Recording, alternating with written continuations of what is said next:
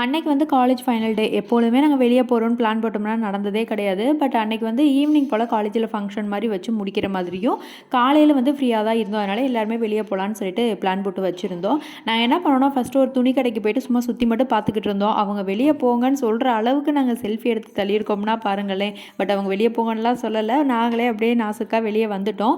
அப்புறம் ஒரு ஹோட்டலில் போய் சாப்பிட்றலாம் மத்தியானம் அப்படின்னு சொல்லி பிளான் போட்டு வச்சுட்டு தான் போயிருந்தோம். அதே மாதிரி ஹோட்டல்லையும் போய் மத்தியானம் சாப்பிட்டுட்டு சரி கிளம்பலாம் அப்படின்னு சொல்லிட்டு நான் வெளியில் கையாளம்பலாம் போயிட்டேன். அப்போ என் ஃப்ரெண்ட்ஸுங்க எல்லாருமே உள்ளேயே நின்றுட்டு இருந்தாங்க. என்னங்கடி பண்ணிட்டு இருக்கீங்க, வேகமாக வெளியே வாங்கன்னு சொன்னோன்னே ஒரு 5 மினிட்ஸ் மட்டும் நில்லுந்த வாரம் அப்படின்னு சொன்னாங்க.